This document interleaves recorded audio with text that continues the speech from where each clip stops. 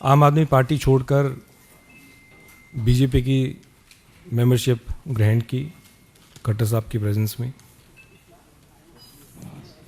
और मैं कह सकता हूं कि मेरे लिए ये कोई आसान कदम नहीं था।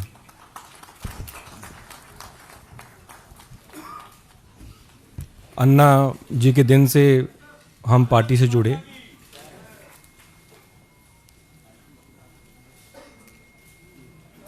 और लगातार दिल्ली वासियों के लिए काम करते आए, एज ए एमएलए भी और एज ए मिनिस्टर भी।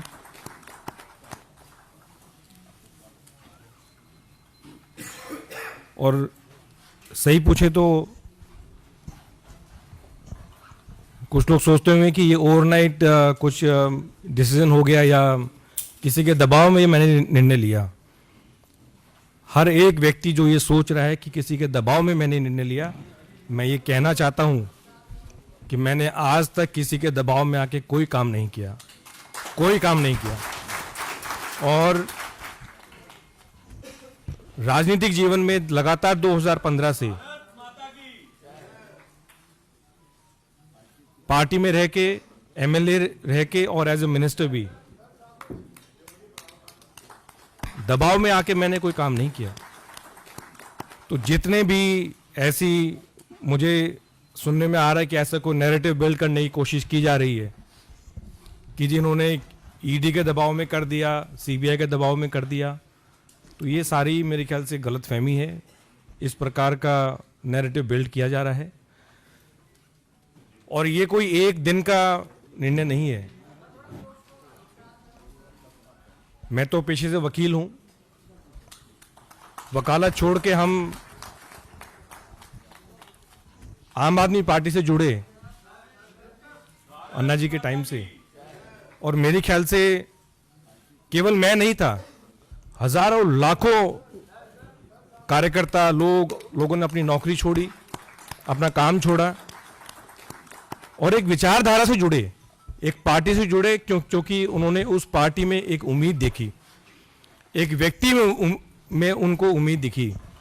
उस विचारधारा से वो जुड़े और मैं भी जुड़ा और लगातार दिल्ली वासियों की सेवा करने के मकसद से मैं जुड़ा पार्टी में। राजनीति करने का मेरा और कोई मकसद नहीं था, लेकिन केवल अगर कोई मकसद था तो सिर्फ लोगों की सेवा करना और दिल्ली का हम किस प्रकार से विकास कर सकें, उस मकसद के लिए हम जुड़े। लेकिन जब अपनी आंखों के सामने अगर जिन वैल्यूज के लिए हम इकट्ठा आए, जिन वैल्यूज के लिए आम आदमी पार्टी ज्वाइन की, अगर वो बिल्कुल कॉम्प्रोमाइज्ड होते हुए अगर देखने को मिली तो फिर कहीं ना कहीं पीड़ा। और ये मेरे शब्द हो सकते हैं, लेकिन मैं गारंटी के साथ कहता हूं कि इन शब्दों के पीछे वो लाखों हजारों कार्यकर्ताओं की आवाज है, वो भावना है कि जिस मकसद के लिए वो जुड़े थे वो आज उनको नजर नहीं आ रहा। एक आम आदमी की सेवा करने के लिए जुड़े थे, वो आम आदमी से मेरे ख्याल से सब वो लोग खास हो गए हैं। मैंने अपने पत्र के माध्यम से जो किन कारणों से मैं आम आदमी पार्टी छोड़ी, वो मैं उसके बारे में कुछ ज़्यादा नहीं कहूँगा। मैंने अपने पत्रों के माध्यम से सारी चीज़ें लिख दी हैं, लेकिन इतना ज़रूर मैं कह सकता हूँ कि अगर कोई सरकार अगर लगातार हर छोटे विषय पे, हर बड़े विषय पे अगर केंद्र सरकार के साथ पूरा समय, चाहे उसके मंत्री हैं चाहे चीफ मिनिस्टर हैं, अगर पूरा समय अगर वो लड़ाई में निकालेंगे तो मेरे ख्याल से दिल्ली का विकास नहीं हो सकता। दिल्ली का विकास अगर हमें करना है तो अपने अच्छे संबंध बना के रखने ज़रूरी हैं। मेरा जितना समय एज ए मिनिस्टर निकला, जितने भी विभाग रहे, मुख्य रूप से आज भी मुझे एज ए ट्रांसपोर्ट मिनिस्टर ही जाना जाता है, और जितना भी मुझे मौका मिला मैंने पूरी कोशिश की कि चाहे वो केंद्र सरकार है चाहे एलजी से है, क्योंकि हमारा मकसद दिल्ली वासियों के लिए काम करने का था।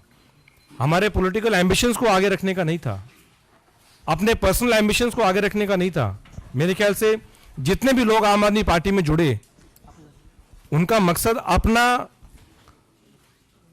कि किसी चीज की वजह से अब मैं जो चाहता हूं वो ऊपर हो, वो मकसद नहीं था। लोगों का काम करने का मकसद केवल था।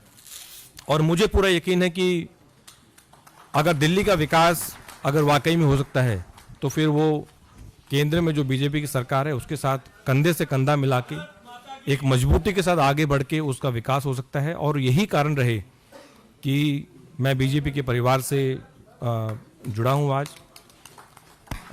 हमारे आदरणीय और सबसे लोकप्रिय प्रधानमंत्री नरेंद्र मोदी जी, उनकी जो विजन है, उनकी जो नीतियां हैं, उनके जो काम है, उनसे कहीं ना कहीं इंस्पायर होके और उनकी लीडरशिप के अंडर और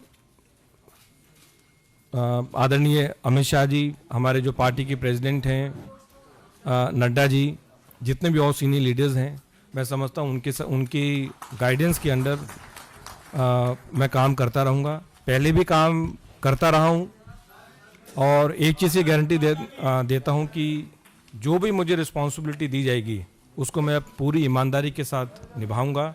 और मेरा मकसद, मैं फिर रिपीट कर रहा हूँ, मेरा मकसद केवल राजनीति में, मैंने जब प्रैक्टिस छोड़ के जब राजनीति ज्वाइन की तब भी मेरा मकसद था कि लोगों के लिए, दिल्ली वासियों के लिए और देशवासियों के लिए कैसे काम किया जाए। वो पहले भी था, आज भी है और हमेशा रहेगा।